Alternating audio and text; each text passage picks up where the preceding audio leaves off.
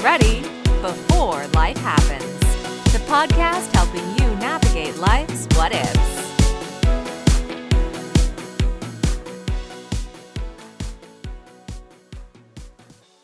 Welcome to Get Ready Before Life Happens, helping people navigate life's what ifs. Today, I'm joined by Brandon Lovingier, and we'll be talking about how military members and all of us can stay sharp to spot and stop financial predators. Brandon, welcome. Great to have you here today. Yeah, thanks for having me, Tony. I'm glad to be here. Yeah, no, so I'm excited. Tell us a little bit about your origin story and how did you get like from just being a military member to really, getting into, being aware of financial predators and talking about it. Yeah, long story short, I joined the Army right out of high school and came from humble means. We weren't poor by any means, but bread and gravy was definitely a whole meal at our house. So definitely not really aware of how financial institutions, things like that worked, and just didn't know a lot about money. And so I immediately started digging myself a hole of debt because A, I've got this steady paycheck and everybody wants to loan me money, so why not? And so fast forward to a cold, stinky tent in Afghanistan, looking through bank statements, and I kind of realized like this is not gonna work. This is not sustainable. Like I'm spending a ton of money on financing and things like that, and there's got to be something else. And so that was kind of the nexus for me starting to learn about money. And my wife and I eventually became debt free, and then eventually I started helping my soldiers, and then that led to me getting more interested. And so long story short, went through the CFP education, got my CHFC designation, AFC designation, MQFP, and and counting. And this is just kind of what I do now. I just like to help other people with money so that they don't have to struggle like I did because it's really unnecessary. Definitely. Well, when you talk about debt, as I fell into the same trap when I was in college, is like, hey, free credit cards. This is great, I mean, and then the other side hits you. So, I mean, that Mhm. is, I would say a money trap. It's, maybe predatory. I would say that how they dress it up is probably considered predatory. I mean, what do you think? Yeah, I think there is a lot to be said about the naivety of young people in general, but also too, these companies know what they're doing. They know that, young people at 18 are, they're generally not thinking things through and thinking about the future. And really that's kind of one of the key pieces about debt is really you were taking your future earned dollars and pulling them into the present. And future you is probably going to be upset with younger you. And I don't think that's unique to me as far as that goes. So it's definitely one of those that it can be, misleading to just say, oh, well, you can just make this low monthly payment and, completely, kind of mask or disguise what the real costs are. That is a really good way of putting it. Is so I was thinking, like when got into it, is that was exactly it. It was the low monthly payments, but if I'd made the minimum payment, I think I'd be paying from now to, probably 10,000 years from now and never pay off the debt. And that really Mhm. is a trap. Yeah. Yeah, and even whenever it is presented, it may be glazed over or hidden somewhere. Like I remember I had a soldier that he got married and immediately went to a rent to own place. I don't recall which one, but there's several. And yeah, he's just like, okay, I quote unquote need this money for for my house. I'm got to support the family, whatever. And he got everything in his house through there, and I was like, oh wow, I knew enough to know that that was bad. Like this is not going to work out well. And so, grabbed his statements and showed him like it says right here on the statement, if you pay this payment, this couch is not going to be a $1,500 couch. It's like a $4,500 couch. And he's like, oh well, yeah, but I'm gonna just kind of just I guess explained it away because it's embarrassing to look at that and then also look at like, hey, you're probably never going to pay this off. Like I know what you get paid. I see your monthly statement every for us they call it a leave and earning statement. I see your check stub every month. So like I know this is not going to work out long term. Yeah, and that's a crazy thing. So just real quick, so Mhm. rent to own, do you mind just giving a quick description of what rent to own is for people watching and listening who aren't familiar? Right. Yeah. So a rent to own place is somewhere that you basically you rent it, but if you continue to pay on it, then eventually you will own it.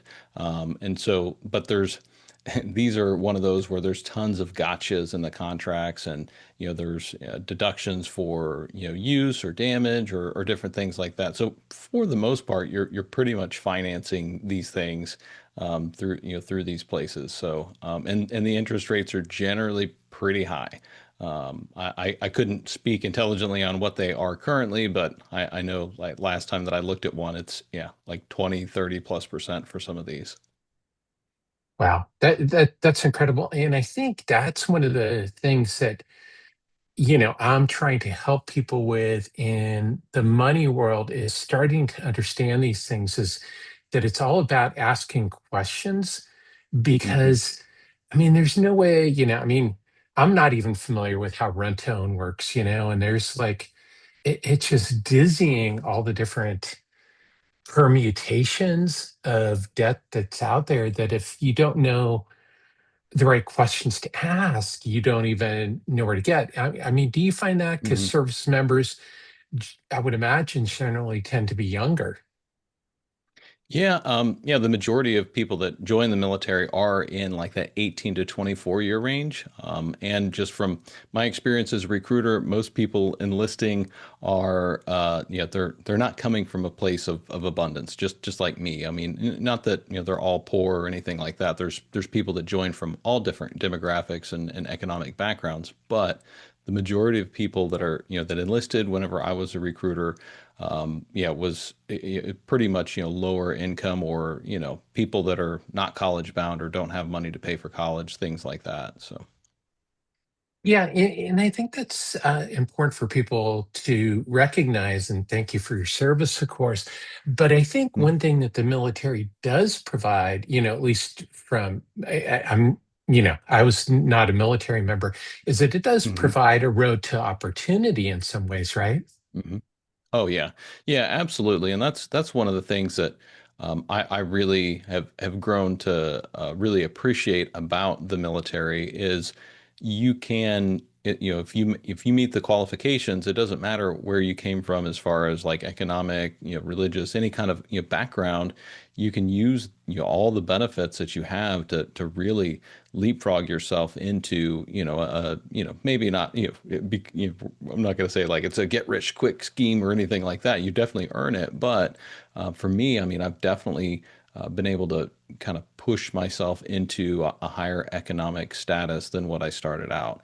And that came through a number of things, not only just that steady income, but you have so many different benefits that are available to you. Yeah, and then really, and this is one that I didn't think about until later on in my career is like a lot of these benefits are really lifetime benefits.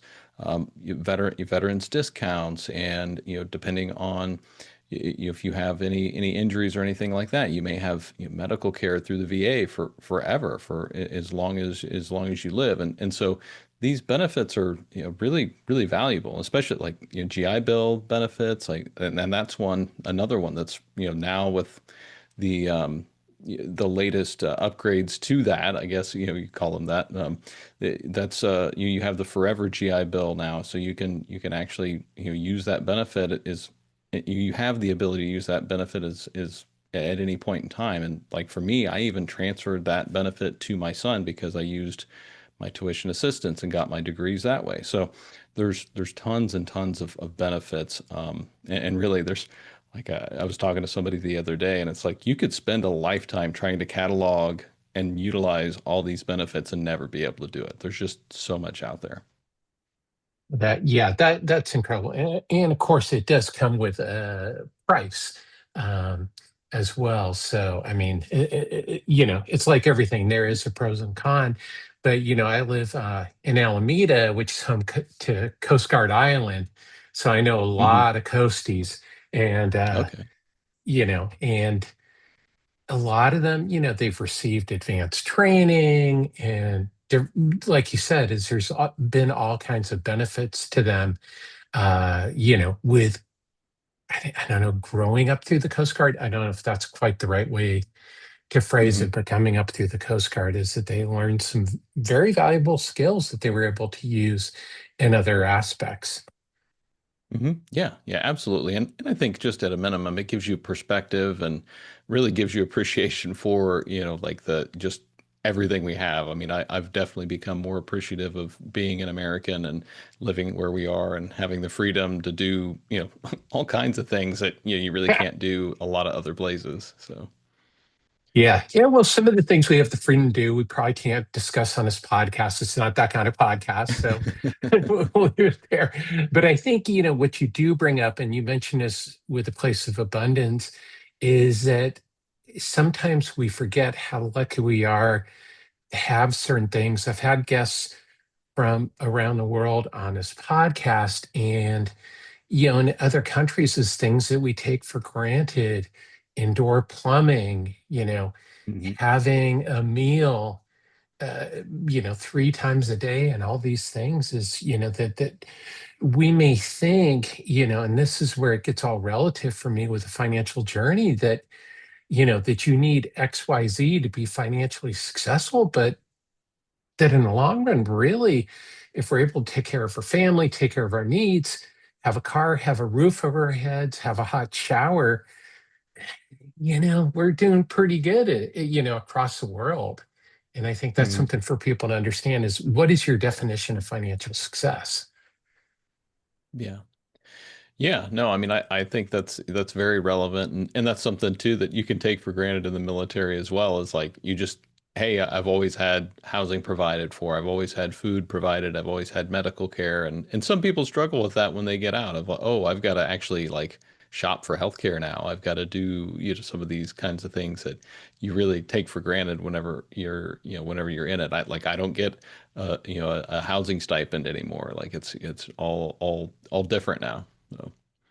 Yeah, definitely, definitely. So, let's switch gears and talk about, Mhm. financial predators, because I think this is really important. I had a friend who was involved with some legislation with the VA benefits, and so he really opened my eyes to the extent of financial predators who are, I guess, aimed at military members. So, in your Mhm. mind, and I think we've already started to talk about this, why are military members such prime targets for financial predators? Yeah, I think it really boils down excuse me, really boils down to a couple things. One is that like we mentioned, you have a generally like younger population, which are going to be prone to not really understanding things, or just maybe that I guess now the kids call it like the YOLO, you only live once lifestyle, that kind of stuff, or at least that's the way I was, like, I'll figure it out later, because later is just this abstract concept, but later always becomes today. But then, the other thing too is, I think military members in general are maybe a little more trusting of things. Like if they're just told like this is the way it is, then you just kind of accept. Oh well, if I need to get a job, or if I need to get a car, or whatever these things are, like, oh well, this is just the process, because we get accustomed to just being handed a process, and then you just kind of blindly go through it. And then I think the third thing is a lot of places that are predatory will try and lean on the loyalty of service members from other service members. And so you find a lot of times that there are really well-meaning and well-intentioned veterans, or spouses of military members, or that end up getting pulled into a system that is designed to utilize what they would call like their natural market and kind of leverage their military affiliation in order to gain access to other service members. And so you kind of have a combination of things. And so I don't think it's any one specific thing. And the last thing I'll say is a lot of military benefits, kind of like I mentioned earlier, they are sometimes very complex and can be kind of confusing, especially when you've never heard of some of these things before. Like I had never heard of a TSP before. I'd never heard of GI Bill. I've never heard of these things before. And so if I had somebody that was seemingly very nice and offering to help me do these things, then okay, well then yeah, that makes sense. And this is they said this is just the way it is, and I wouldn't know any different. And I would go, oh well, this guy's a former whatever, he's a former first sergeant, he's a former commander at XYZ unit. So you kind of have that built-in trust of like, oh, okay, this is a person that has probably got my best interest, and maybe sometimes they aren't, and maybe sometimes, like I said, they may not even understand the system or the product that they're selling themselves. I think he nailed it. Is, I come from the life insurance space, and I know that was something that I saw quite often was people selling these insurance products that they didn't really understand themselves. Hmm. Um, and so that was a problem. And I know that happened in the military, is like you said, is somebody, eh, they're done with their service, but then they turn around and become an insurance specialist to their military members. And, Hmm. like you said, that's their natural market. It makes sense. That's who they know. They understand how the military works and what the pros and cons of being a military member are and the planning challenges that come along with that.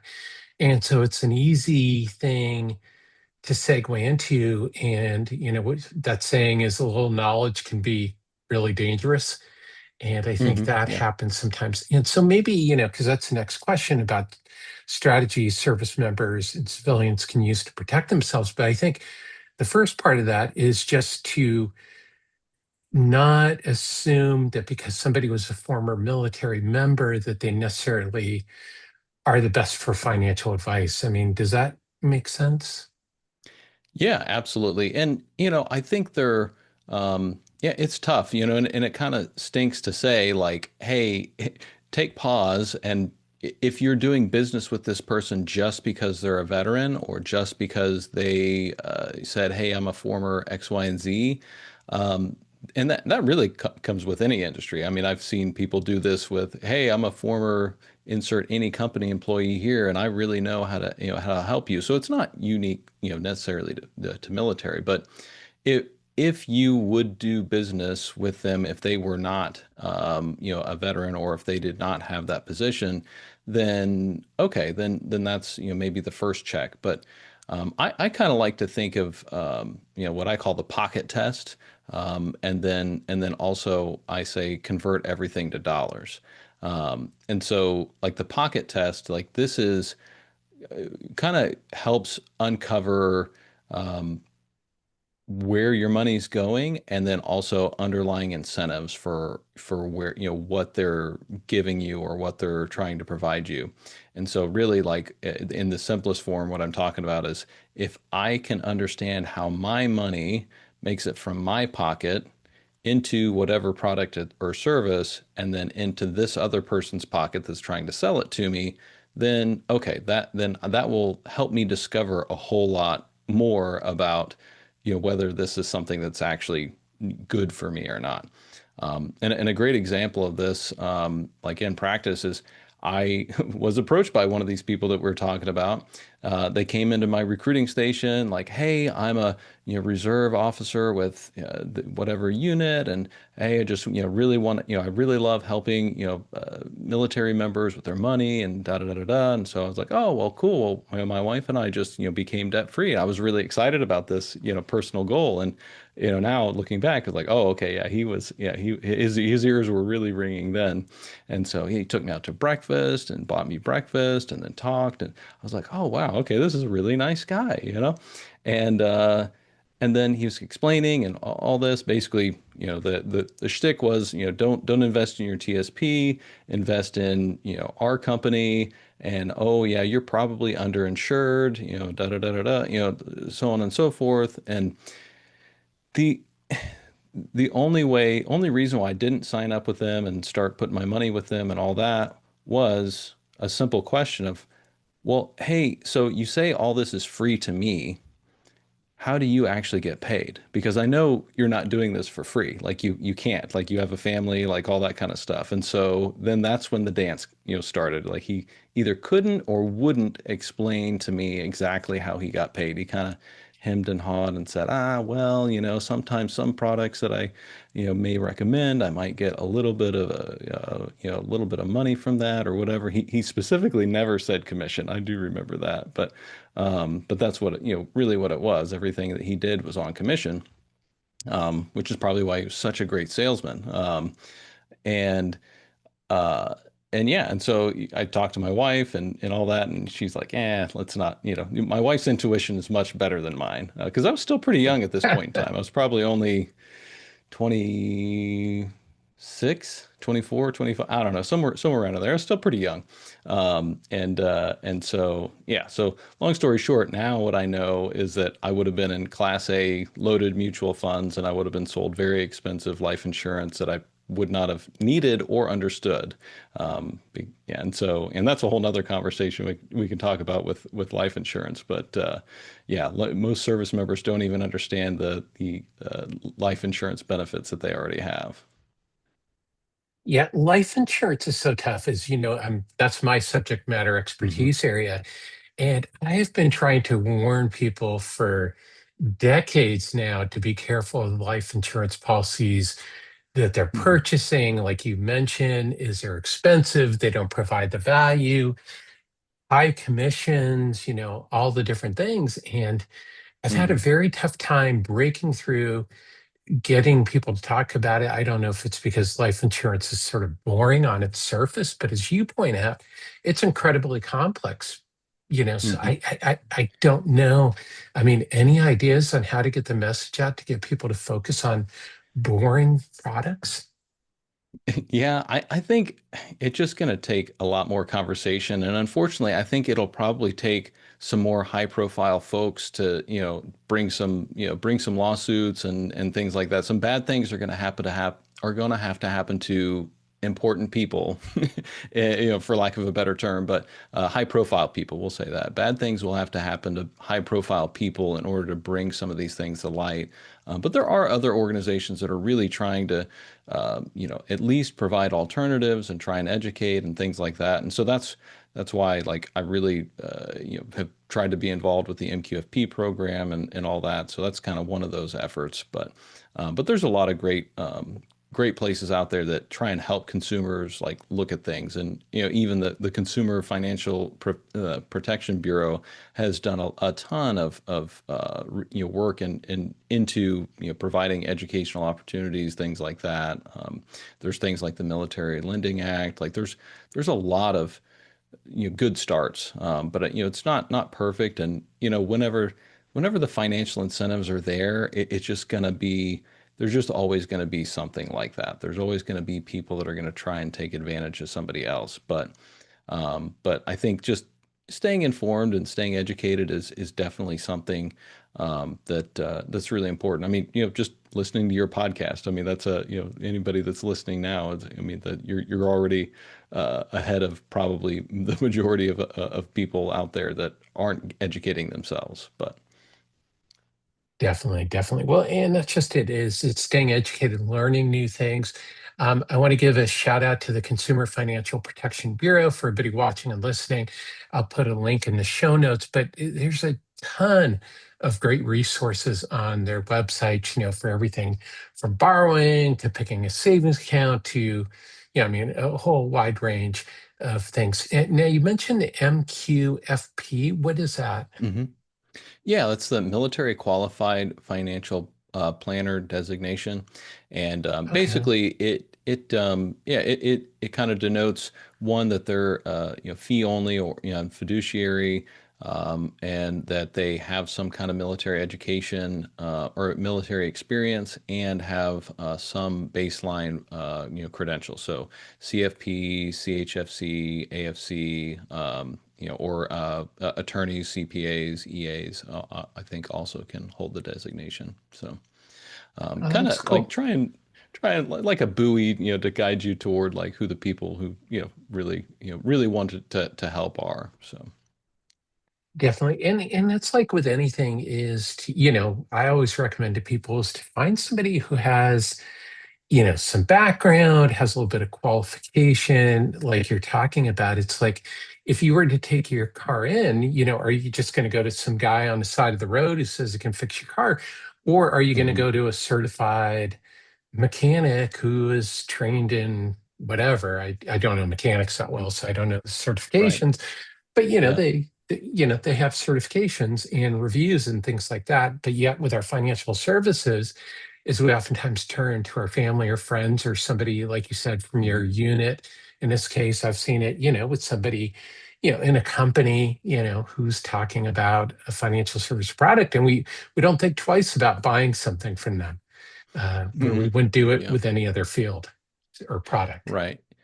Yeah, well, and that's also the other thing that's can be really challenging too is there's a lot of hype around a lot of different things. Like there's it's very common for people to go, oh well, hey, just use your VA loan and house hack and become a landlord and like do it's like, well, okay, that's a way that you can do some of that, but also too, most of these gurus and things like that out there, there isn't any formal education, behind them either. Some there is, but there's a ton of them that maybe they have a really interesting story, but you have to ask like, is their story the story that I want to make mine? Like, do I want to follow their path, and is their path repeatable? Just like right now, like a lot of people that are like I guess I'll continue to talk about the like the real estate stuff is like, well, most of the people that are like the real estate gurus right now, they built these real estate empires when interest rates were ridiculously low. You can't repeat their journey today. It's just not, you can't, or at least not to the same magnitude. And so I think it's definitely one of those that people have to look at like, is this really something I need to do to meet my goals? And a lot of people probably don't even have clearly defined goals and know why those are goals in the first place. Yeah, well, I think you said something there that really needs to be emphasized. To start with your goals.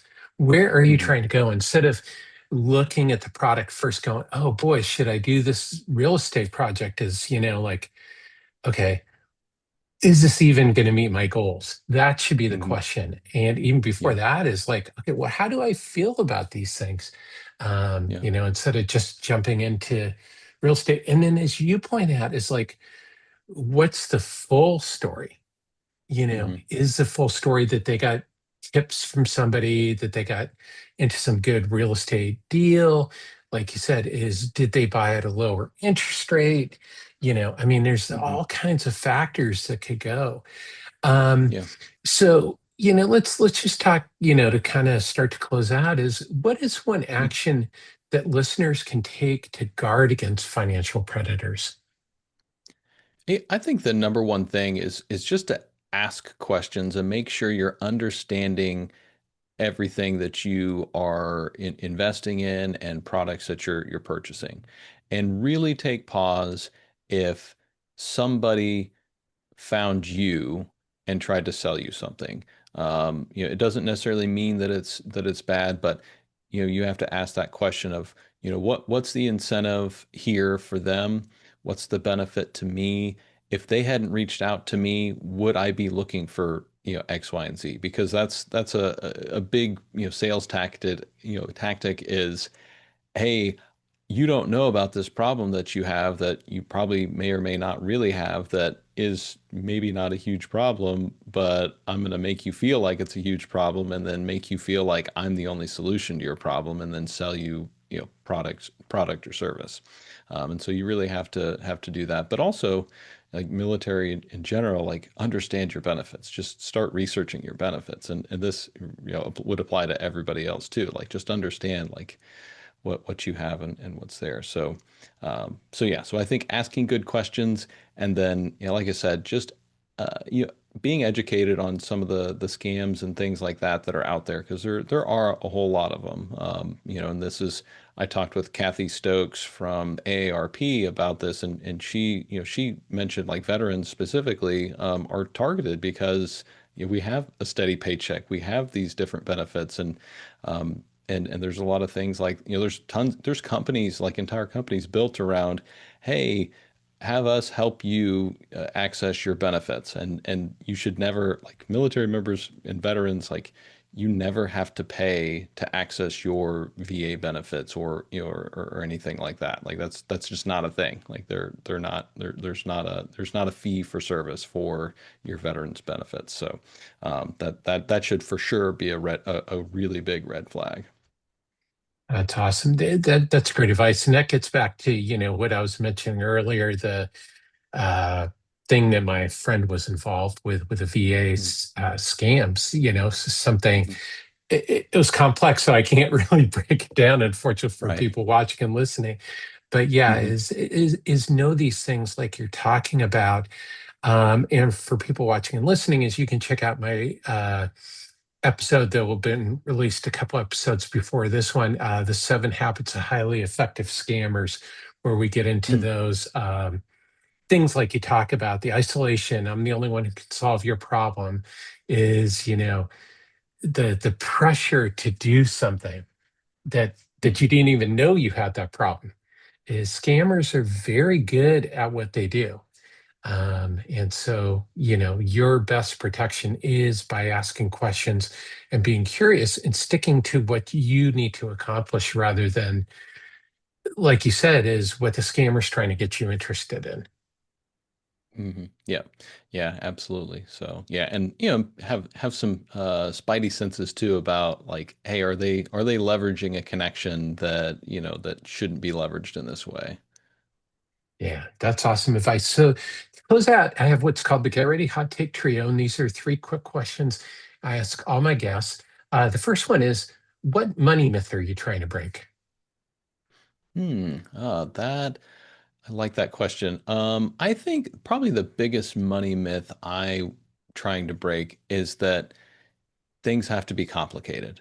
I think that money can be really simple, and like I really enjoy living a simple life, and you don't have to over index and over optimize for everything, and you can ignore most of the noise in the in the news and the media and all that, and just really focus in on like what is my goal? Like, what do I want my life to look like? And what do I need to accomplish that goal? And then let that guide what you do with your money. Because I think it's a much simpler way to live. It helps you avoid all the noise and end up on this treadmill of just a new hot thing, and then at the end of the day, you end up just exhausted and not really where you want to be.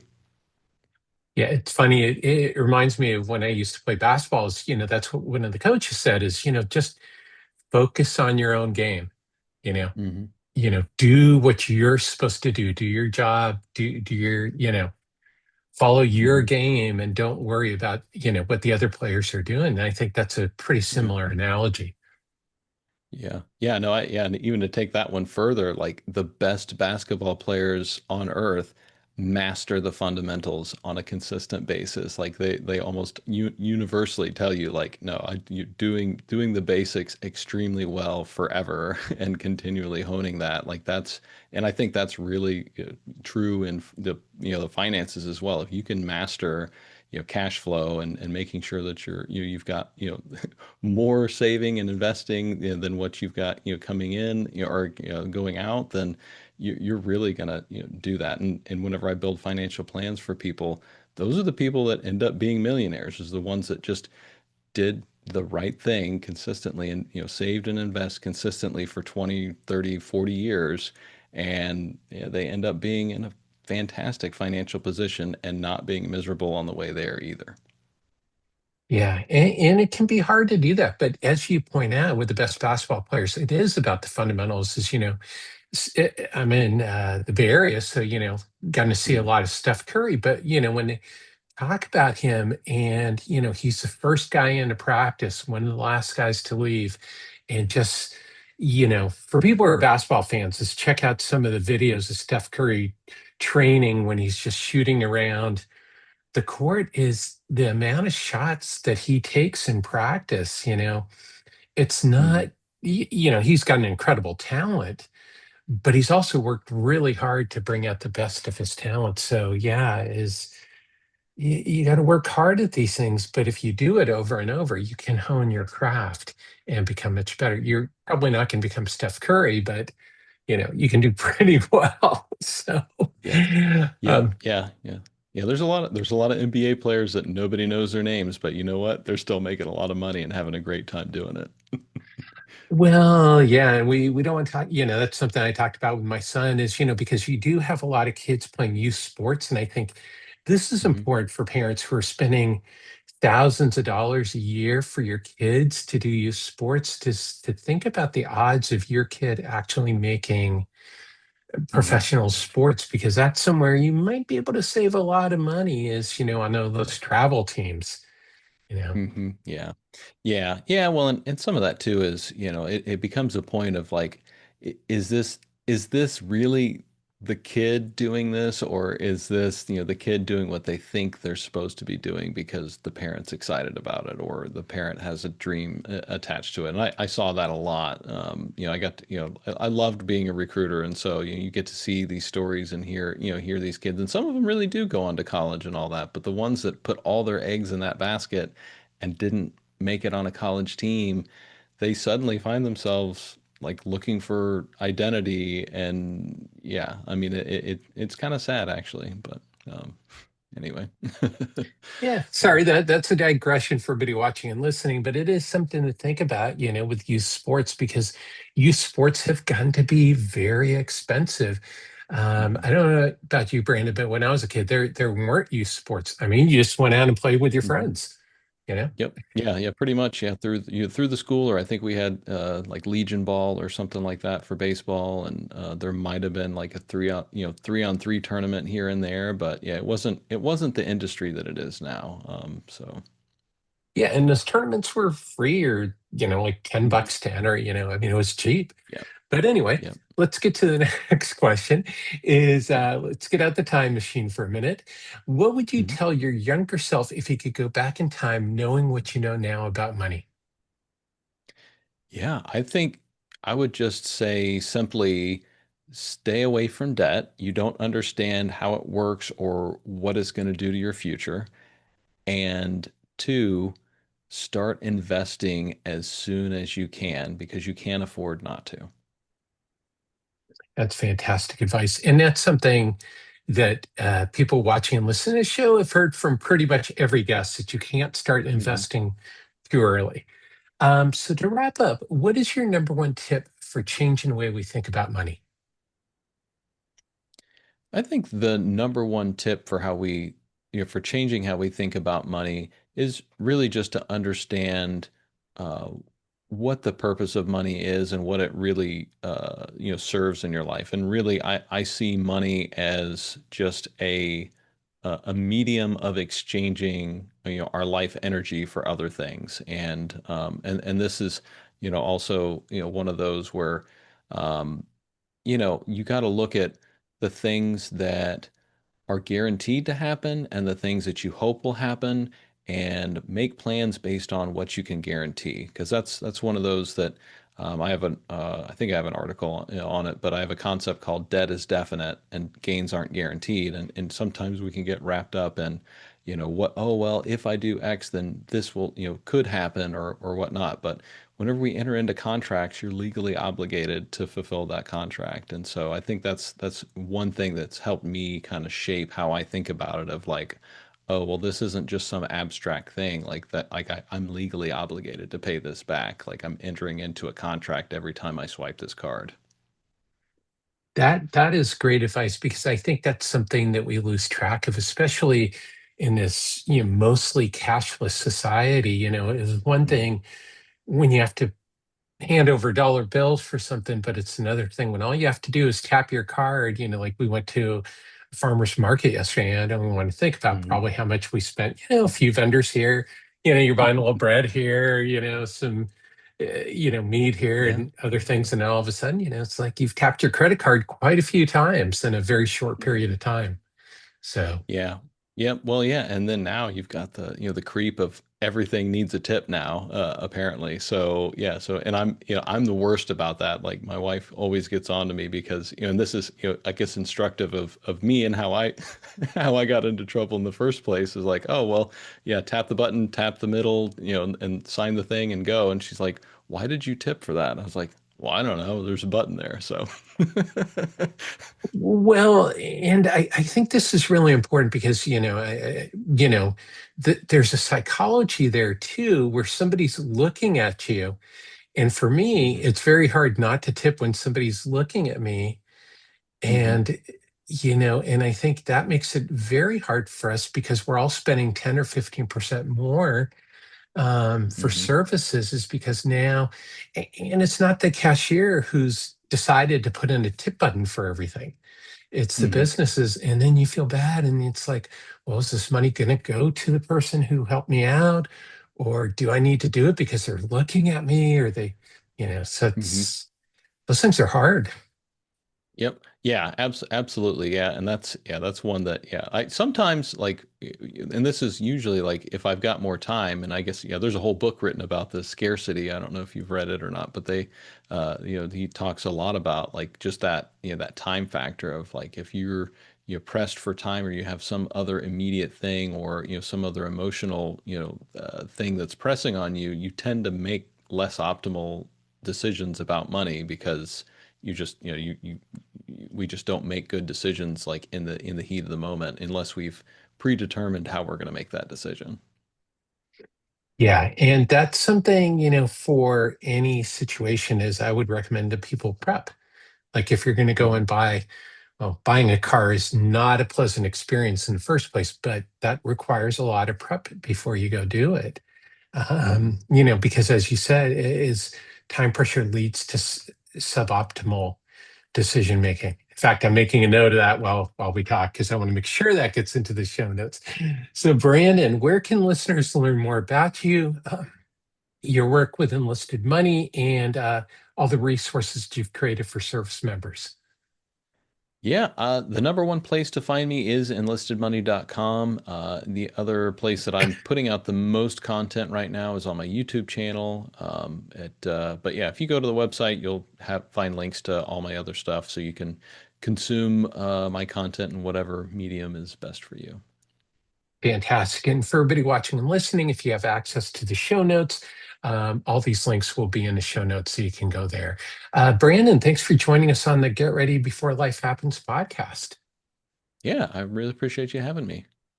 Yeah, this is fun. Appreciate your insights and everything. And thank you, everyone, as always, for tuning in to Get Ready Before Life Happens. If this episode helped you change the way you think about money, please be sure to subscribe and to share with a friend. You can also go to my website to join the Get Ready movement and get access to a whole bunch of other free resources at tonystewart.com. Until next time, let's change the way we think about money.